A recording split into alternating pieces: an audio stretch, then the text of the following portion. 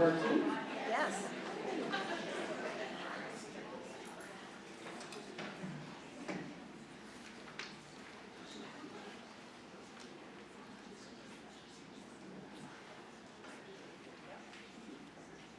Welcome to the Wichita Public Library. We're so glad to have you here today. If you don't have a library card, we hope that you'll get one before you go today. It's really simple. Just visit us at our front desk, show us your ID, and we'll get you a card. But we are also super excited to have you here for the program today. Watermark is always a really great partner for us because they do wonderful things like this and bring you here. So here is Sarah Bagby. She's the owner of Watermark Books.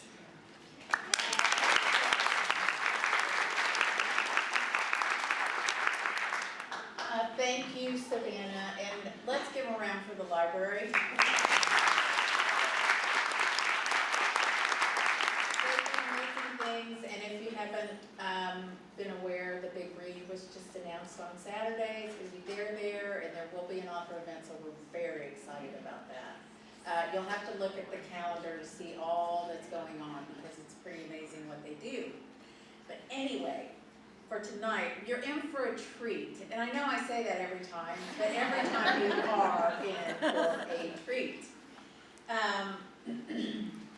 You know, we really appreciate your support, both in terms of attending our events and in spending money in the store, because if we aren't healthy, both in spirit and financially, we can't bring you these events. So I just want to say that your support really means the world to us. We've been in business since 1977. We're independent and locally owned. We have a staff of about 20, and any of them are, I would put up against booksellers all across this nation because they're amazing. Part of our mission at Watermark is to foster a vibrant literary culture here in Wichita. We're pleased to be doing just that in partnership with the library. And part of the library services are inclusive, what they say are inclusive and actively affirm the varied needs and interests of everyone. This evening we are fulfilling both of those missions, and our partnerships to host events in Wichita are just really one of the most rewarding things we do. So thank you for being here and being a part of Wichita's vibrant literary culture. A little bit about Abel will come up after the event and explain how the signing will go, and so you'll hear all about that. We're going to have a conversation between these two wonderful women for about 35 minutes, and then we'll open it up for questions and then go as long as we need to. But no, we are not going to go as long as we need to. We will go as long as we can with reason so that we follow all the protocol for the library.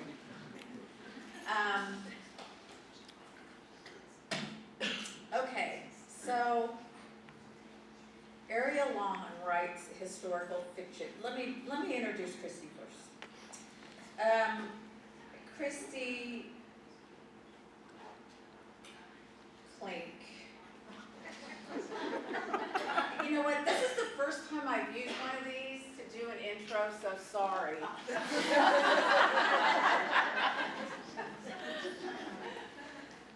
Kris Clink moved to Wichita from Texas a while back, and she launched her writing career after that. She was an empty nester, and Lord knows she needed something to do. So she's written these two books that are set in along the Texas Hill Country Trail. And they're wonderful if you need something just, heartwarming, and I encourage you to buy her books and read them, then you will not be disappointed. But in addition to writing, she hosts a podcast called The Writing Table, and it's for book people.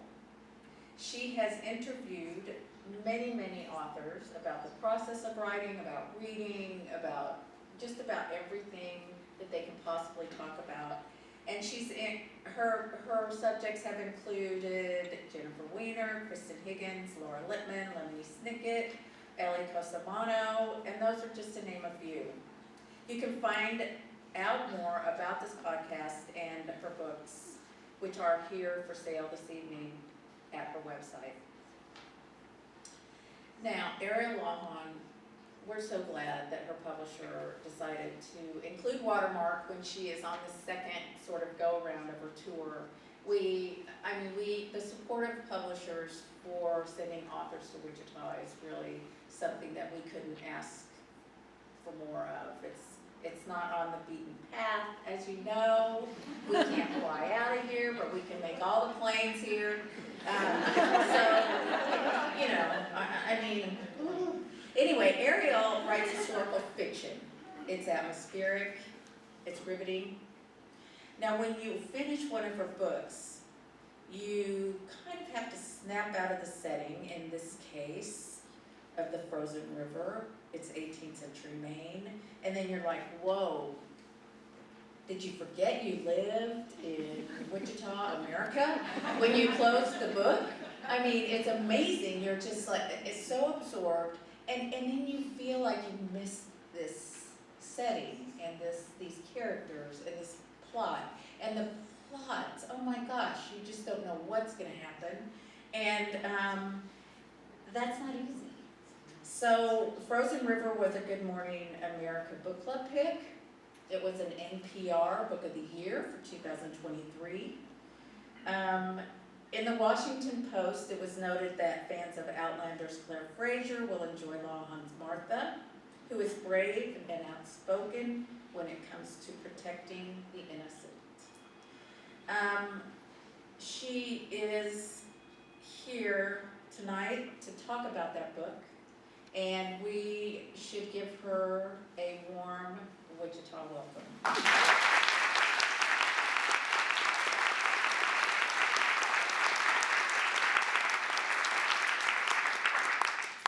Thank you, Sarah.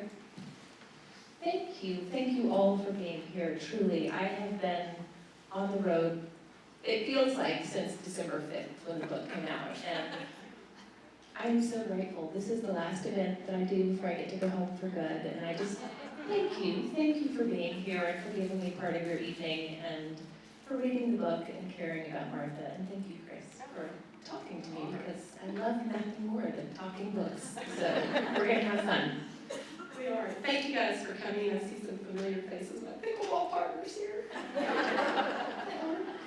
I wanted to just kind of drill back a little bit, go back to before you were a Good Morning America Book Club.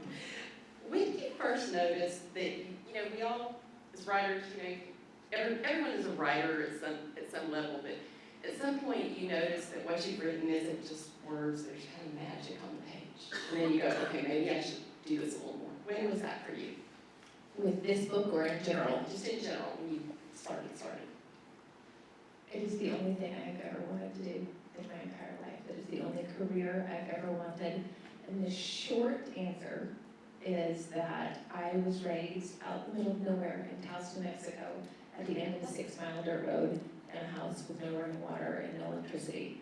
My parents, I like to joke, were founding members of the hippie movement.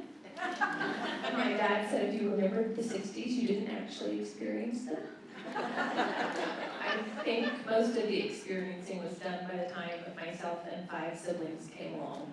Regardless, they stuck to their countercultural roots, and they built a house out in the middle of nowhere that they read to us at night, literally by the light of a kerosene lantern. It was as if Laura Ingalls met the hippie movement. And that was my childhood. And so I grew up hearing stories. I grew up being read to. And from the time I was 5, probably, I knew it's what I wanted to do. And it's a longer story from there, but from my earliest memories, I knew that I wanted to tell stories that made people feel things. And I couldn't have described that to you at 5. I just knew how I felt when I was read to and how I felt when I read, and I knew that was magic. And I'm reading might be the only real magic left in the world, so. Well, I can tell you last night at pickleball, we talked about Taos, didn't we? Somebody over there went there for her honeymoon. Didn't know that. Taos is a very magical An place. interesting location. Yes. for an honeymoon. I did not. But that's So what drew you to historical fiction? I have always loved history. My best subjects were always English and history. And I have always loved reading. And you stumble across a tidbit about something that you kind of know about, but you're not really familiar. And you go, I wonder what happened there. Like, for instance, my second novel is about the last ill-fated flight at the Hindenburg. I would have never written about the Hindenburg had I not seen that famous photo of it crashing. And I looked closely at it and there were specks. And I realized those specks were people and they were jumping from the airship. And it wasn't until that moment that I realized anyone had survived. And then I wanted to know who they were. And I wanted to know what their lives were like. And then I wanted to know of the 96 people on board, which ones lived and which ones didn't. And I've done that with every one of my novels. I have found an idea in the most random place. And then all the little hairs stand up on the back of my neck. And I think, that would make a great novel. And it just snowballs from there. So in this process, the frozen river, tell us about that spec. I would have never known about Martha Ballard. So, to back up just a little bit, if you're not familiar with the novel, it is based on the life of a woman named Martha Ballard. She was a midwife in Maine in the late 1700s. And there are three really important things that you need to know about Martha. The first is that she delivered over 1,000 babies in the course of her career, and she never lost a mother in childbirth. I have been saying that I had never met an obstetrician who could boast a record like that. But 2 weeks ago in Connecticut, I met an older man who had delivered 7,000 babies and never lost a mother. But he was quick to point out that he had the benefits of modern medicine and cesarean sections, whereas Martha had neither. So I'm going to say her record is still better. The second thing you need to know about Martha Ballard is that she was the aunt of Clara Barton, great aunt of Clara Barton, founder of the American Red Cross, and she was the great-great-grandmother of Mary Hobart, who was one of the first female physicians in the United States. So the medical legacy that she left is unparalleled. The most important thing, however, is that Martha Ballard kept a diary for 30 years at a time when most women could not read or write. And in that diary, she recorded every birth, every death, every murder, and every scandal that happened in the town of Hallowell, Maine. And it is the contents of that diary that inspired this novel. But I would have never known her name, like the spark. I've never gotten that spark had I not gotten pregnant with my fourth son. And went to the doctor. I was midway through the pregnancy and my doctor was late for my appointment. And I had two choices. I could go home, reschedule and go home, but there were 3 other children there that I did not currently miss. And my husband had them, and most likely no one was going to die. So I decided to stick it out in his waiting room, and I was there for hours. I was almost the last patient of the day, and I had brought a book with me that I finished. It was Stardust by Neil Gaiman, if you haven't read it, it's fantastic. And then I read all of the magazines in the office. And then there was nothing left but this really scary pile of pamphlets in the corner, the kind that everyone avoids because you don't want to know why you're about to die. At the bottom of it, though, was a small devotional. They had them in Texas at the time, in doctor's offices. It's called Our Daily Bread. So I flipped open to August 8th, 2008, and there was the story of a woman named Martha Ballard, a midwife of Maine in the 1700s, who had delivered 1,000 babies and never lost a mother. And all the little hairs stood up on the back of my neck, and I thought, that would make a great novel. So I tore the page out, and I put it in my purse, and I took it home. But I have to note here, because I got some hate mail recently about tearing the page out. If you're not familiar with Daily Bread, it's disposable. It's meant to be thrown away after 3 months. Like, they print them and send them. This was not a hardbound leather devotional thing that's created. It's fine. I still have the paper. But I kid you not, my doctor walked in 2 minutes later. And I promptly took that paper home and did not write the novel. I wrote 4 others first. Okay, so you had the paper, you wrote 4 other novels, and then how did you come back to it? So I have this folder in my desk, and it's literally filled with potential book ideas. And every time it was time to run it off, I'd go and I'd look at the paper and I'd think, oh, is it Martha's turn? And I was like, no, it's not. And I would write another one. And at the time, I thought, oh, it's a big book. It's going to take a lot of work. It's complicated. There are a lot of tricky things to it. I'm not ready. Da, da, da. In hindsight, here's what I figured out, though. I wasn't ready. I mean, I wasn't ready as a person. Martha Ballard in this story is 54 years old. She's been married for 35 years. She's given birth to 9 children, only 6 of whom are still living when the story opens. That's not a spoiler. She is a woman who has seen some stuff. And she's also a woman whose kids are almost all grown and leaving her. And I finally realized, as I was writing this book, that the Ariel in that doctor's office in 2008 could not have done that. I was pregnant and I had 3 other kids under 4 years old, under 5. I had all 4 and 5 years. Whatever the math is, it was not in my favor.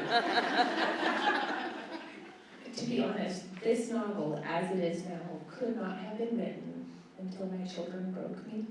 If your kids haven't broken you yet, they will. All of them in a different way. But I needed to have many of the same life experiences that Martha Ballard did. I needed to have lived and grown and had decades of marriage under my belt and have kids that were growing up, because that comes through on the page.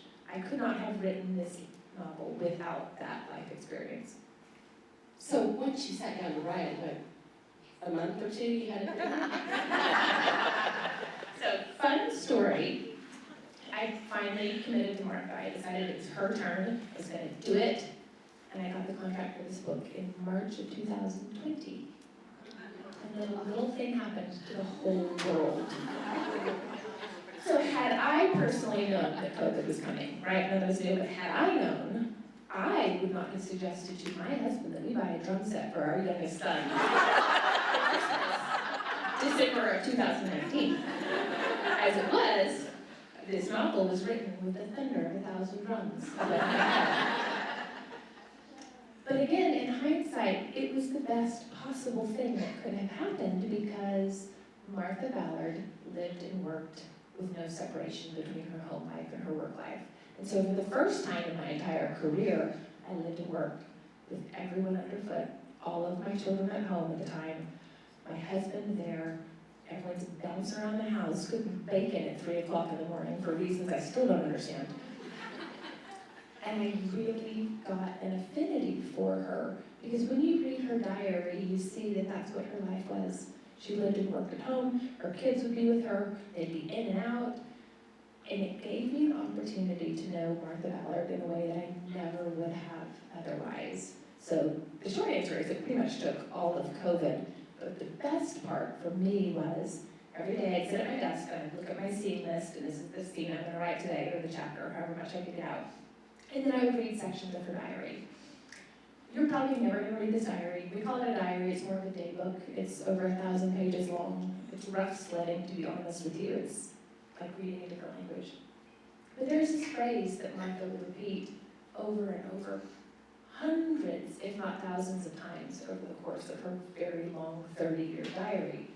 She would give the date, she'd give the weather, what she cooked for dinner, if she delivered somebody's baby, if somebody died, what she planted in her garden. And then she would end it with a phrase that said, I have been at home. So I'd sit at my desk, I'd read her journal, and I would go, oh, yeah, me too, Martha. Also, yes, I have been at home for months and years. And I'm so grateful for it. I'm so grateful Ariel of 2008 didn't try. I'm so grateful that Ariel of 2020 got the chance to write this novel under those very strange, extenuating circumstances. Otherwise, it would not be the novel it is today. All those brushstrokes found their way in. What it's like to have this big family bumping about while you're trying to get stuff done. That all wove its way into the novel. Martha's something else. She's somebody that I would really like to go for drinks with Friday night after she's been with her family I and think she delivering brings babies. both under the table. And I think that was in there. What surprised you when you were looking at those diary entries? So this novel takes place in 1789 and part of 1790, so it's a 6-month period that crosses over those 2 years. And I thought, okay, we're talking 50 years post-Puritan. This is like, these people are stodgy, right? Turns out, no, Puritans not so pure. You read Martha's diary, you figure out really quickly that about 4 in 10 first pregnancies were conceived out of wedlock in her day, which is astonishing if you think about it. Only 1 or 2 were born out of wedlock, so you had a lot of shotgun weddings, you had a lot of 9-pound premature babies.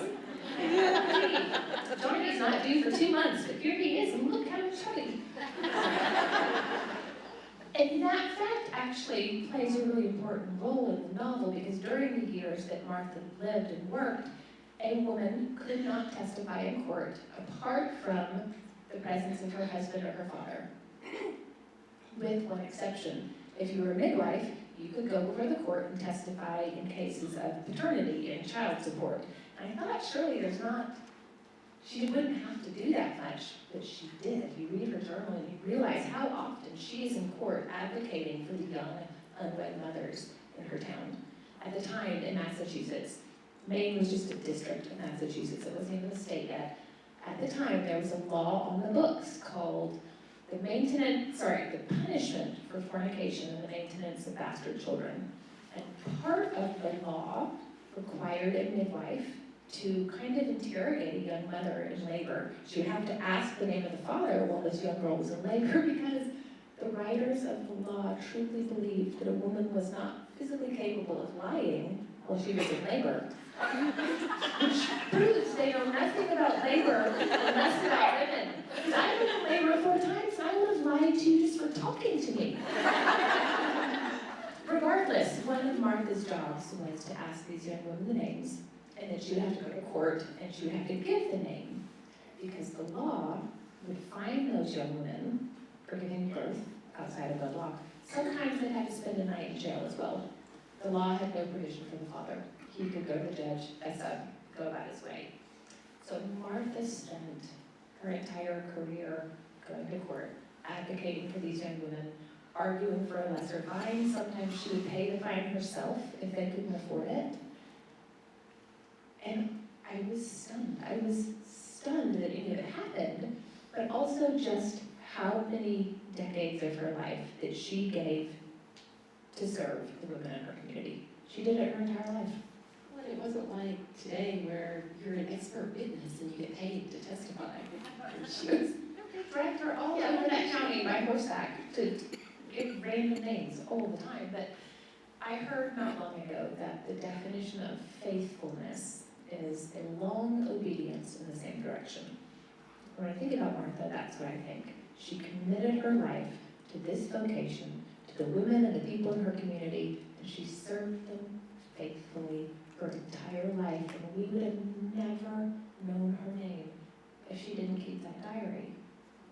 She kept that diary, and it went to her daughter, and it went to her granddaughter, and then her great-granddaughter, and her great-great-great-granddaughter, until it ended up in the hands of Mary Hobart, who was one of the first female doctors, who then donated it to the Maine State Library. And it is now a primary document of what life was like for women at that time, but also it is a scientific document. It charts an entire plague that hit the town. It is part of what was used to determine farmers' almanacs, because you can look at the weather patterns that she recorded. It is this incredible document, and she literally wrote herself into American history.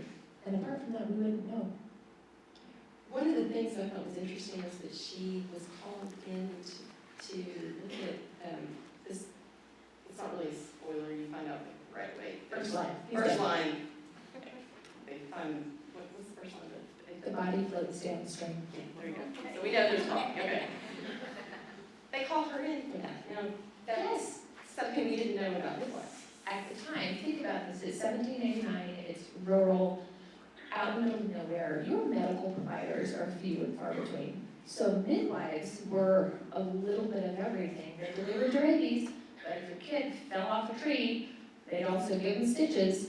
They were your pharmacist. She would make a tonic, she would make salves, she would fix you in lots of different ways. But she was also a coroner. If somebody died, they quite literally called the midwife to come see what happened, to inspect the body, to try and determine a cause of death. And in these communities at that time, every medical provider wore a lot of hats, but midwives in particular, because she already knew your secrets. She'd already been in your house. You had something go on that maybe you didn't want other people to know about, but you needed help with. Your baby's daddy? Yeah. You called her. And that was fascinating to me. So if the story opens, she's delivering a baby, and then she's got to clean up and go to the tavern where they have brought the body of this man who's been found frozen in the river. Speaking of the river, and it's called the Frozen River, but the Frozen River is as much of a character as the title of the book. So why did you put her story there? How did that happen? There are all these really mercenary decisions you have to make if you're writing a novel, right? I knew that I wanted to tell Martha Ballard's story, but I had 30 years worth of material to choose from. So I had to sort through, and I had to find the things that were most interesting to me, one of which was a real rape trial that happened in Hallowell, Maine over the course of that long winter. And Martha Ballard's diary is the only written record we have of what happened. There, you can look at the court records and you can find the verdict of that trial. She was the only person that bothered to write down what was said. And the reason she was so invested in it is she had helped care for this woman after this alleged assault, and she recorded the details in her diary. It's fun. It's fun to find these things and to build these things and to sit in my office and wonder, I wonder if anyone's going to care about this person the way that I do. Nobody believes me when I say this. Literally, no one believes me. I didn't think anybody was going to read this book. I've been doing this a long time. Sometimes you write a book. You can't always write the book. And I was obsessed with her story, but I thought that there were so many barriers to entry, right? I'm taking you back hundreds of years in time. Actually several people have told me, I will never read a book that doesn't have electricity. Arbitrary, but fair, I guess. So I thought that it was too much. It does not have electricity, spoiler. It's really cold. There's a murder mystery, and there's a rape trial, and there's some hard stuff. And so I just thought, well, it's fine. I'm obsessed with this. But since no one's going to read it, I'm just going to tell the truth. And I decided to open a vein and spill it all on the page, and I told the truth about long marriages and mature women getting to be the hero, and big families, and raising children, and injustice, and what it's like to be a woman in the world. I wrote about all the things I cared about, and I just told the truth. And then in June, I got an email from my publisher, and I said, "Good Morning America's picked you for their December book club pick." And I went, oh God, people are gonna read it.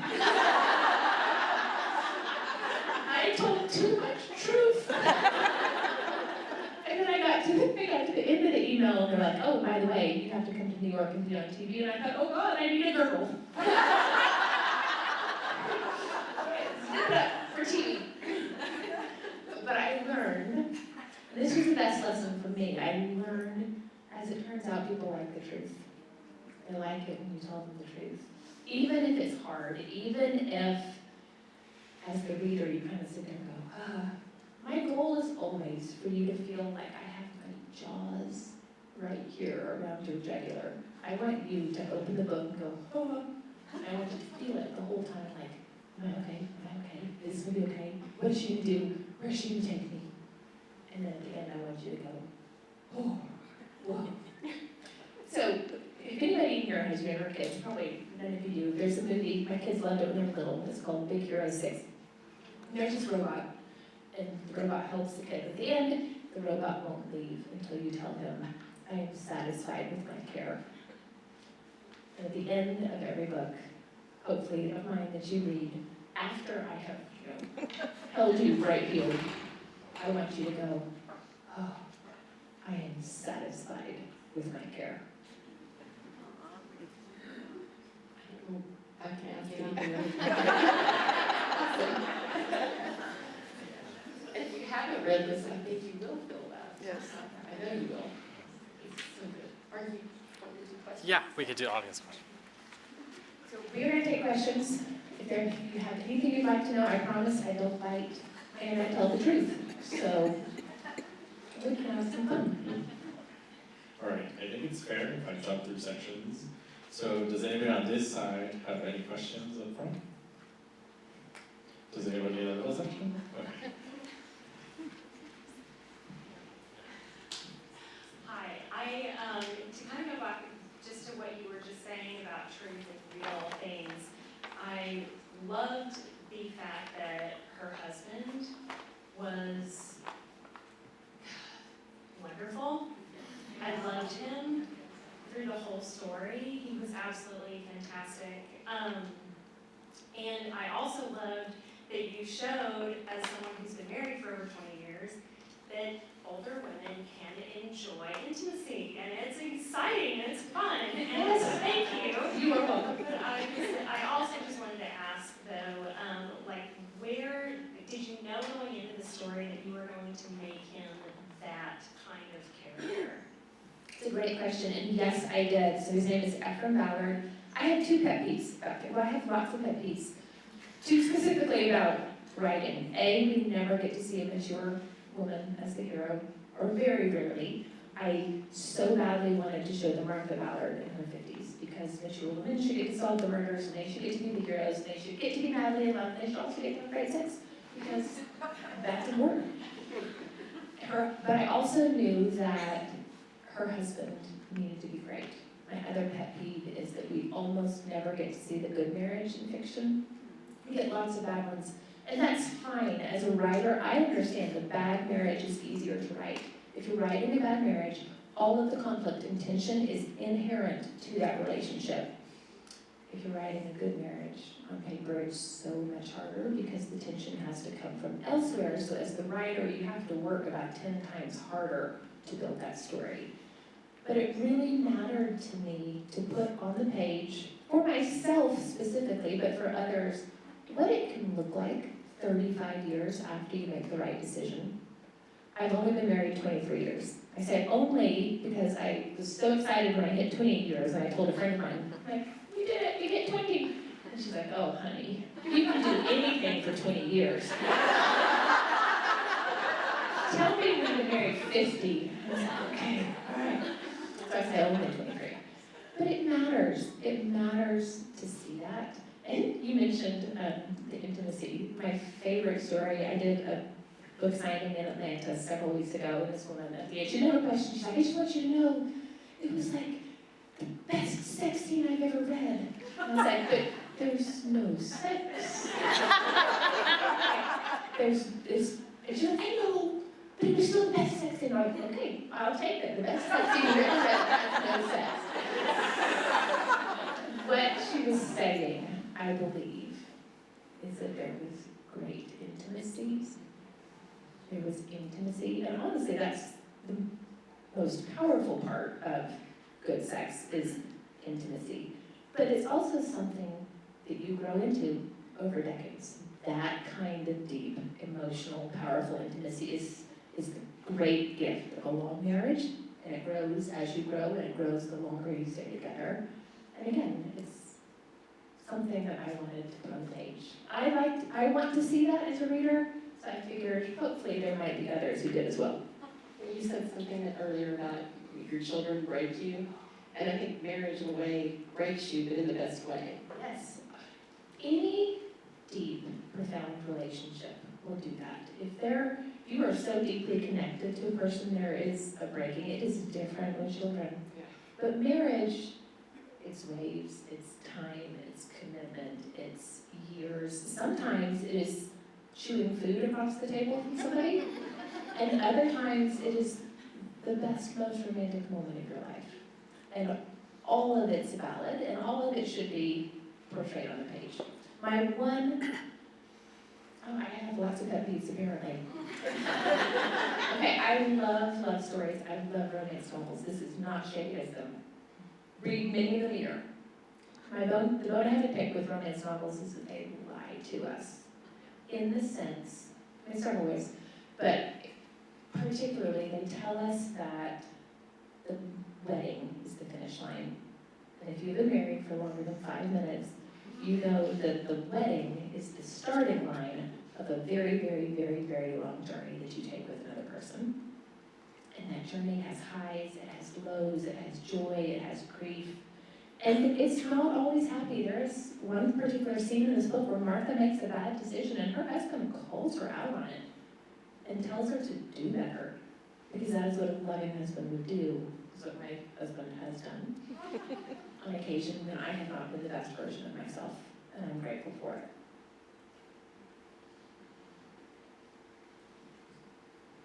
Good evening, and thank you for being back, Ariel. As a matter of fact, 5 years ago, we got to see you when you released I Was Anastasia, which is a great book as well. And I feel grateful for being one of the few male fans of yours. I was counting, I think there's 10 men, and then everybody else is women. But I have, if I can make 2 questions in one. First, what was the process of writing that wonderful letter that Emily writes to Max in The Flight of Dreams? I think that letter is wonderful without spoiling anything, but that was wonderful. And then also in The Frozen River, what I see here, I don't know, the first thing I was reminded was the girl with the red coat at the end of Schindler's List. I don't know if it had any relation with that, but that's what I was thinking. So I will answer your second question first. I did not make that connection between Schindler's List. I will say, of every novel I have ever written, this is the only one that I got to choose the cover. That is mine. I found it. You're welcome. I love it so much. I typically they'll send me a cover and say, hey, do you like this? And sometimes I'll say yes, and they'll get it right the first time. And sometimes I'll be like, not quite. With this, they asked me what I wanted to see. And so I told them exactly what I wanted, and they gave it to me, and it turns out it was not at all what I wanted. For somebody who uses words for a living, I could not communicate what I wanted this cover to look like, and last January I got sick, and I sat on my couch for an entire day looking through a website that has stock photography for book covers, and I found 3 images that I liked, that I thought were compelling, and that was one of them. And I sent it to my publisher, I'm like, I want something like this. And they went, that is amazing, let's do that one. So I'm extra fond of it because I picked it. The letter to Max from Emily in Flight of Dreams. Flight of Dreams is my second novel. It is set on the last ill-fated flight of the Hindenburg. It begins on May 3rd, 1937. I've slept since I wrote that book, so the details are fuzzy. It ends 3.5 days later over Frankfurt, New Jersey. And Emily M. Hoff was a real woman who lived. She was the only woman to ever serve aboard a Zeppelin aircraft. She was a flight attendant. A stewardess is what they would have called her back then. They had stewards and stewardesses. And there is a very pivotal letter that she writes to her love interest, who is Max. He's one of the navigators on the airship that I cannot tell you any more about. But that was emotional. So this is not a spoiler, the Hindenburg crashed, and only 36 of the 90-something people on board survived, so a lot of people died. It took me a month. In real life, the Hindenburg, from spark in the air to ashes on the ground, was 30 seconds. Half of 1 minute. You don't think it went that fast. There are 5 points of view in the novel, and so it took me an entire month to write from all those different perspectives, the crashing of the Hindenburg. And I will never forget a friend of mine calling. I was at a very pivotal part of that. She's calling and she's asking me questions. I was like, I gotta call you back. I gotta burn 64 people to death today. I'm really tired. It's not funny. It's not funny, but when you have this job. I always joke that my job is to make terrible things happen to imaginary people. Except it's not fair, because I write about people that have really lived, which means I am recreating some of the terrible things that have happened to real people, and it becomes the hardest part of my job, is to take those moments that are the worst moments in the book. They have to be so compelling that you can't stop reading. But what that costs me at my desk is something entirely different. It is this emotional exchange. Because I have to feel it, but then I also have to get the words right. And it's this really strange balance, and I'm always afraid that I'm turning tragedy into entertainment. And I have to, it's like walking a tightrope walk on the edge of a razor blade to find the right words to do that every time.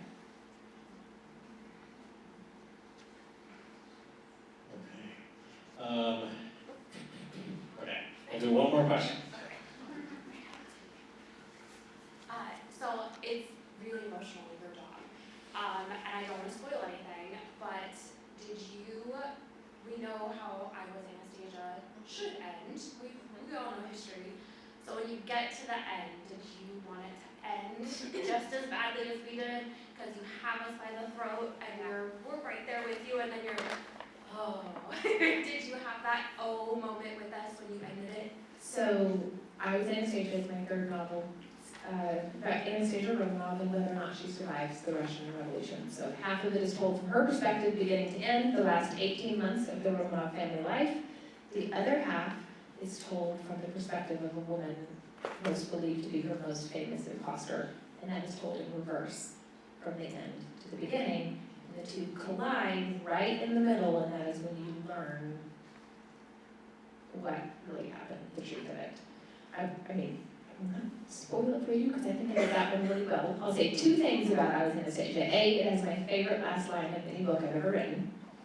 Now you're going to peek and you can't. Because it will ruin the whole book for you. It's the biggest spoiler in the world. So you don't peek. I've seen. The other thing, and this categorized perfectly, the best way I can answer your question. After the novel is out, about 4 months after the novel is out, a woman emailed me. She was a genetic researcher at the University of Virginia, and she read the novel, and she was the person who did the DNA testing that ultimately determined whether or not Anna Anderson was Anastasia.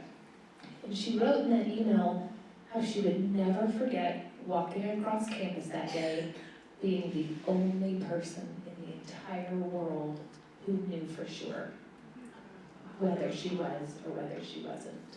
And my goal with that book was always, A, to make you second guess everything you think you know about history, and then to combine it all in such a way that this Russian Grand Duchess that got turned into a cartoon that Disney made songs about is a real person that you deeply care about.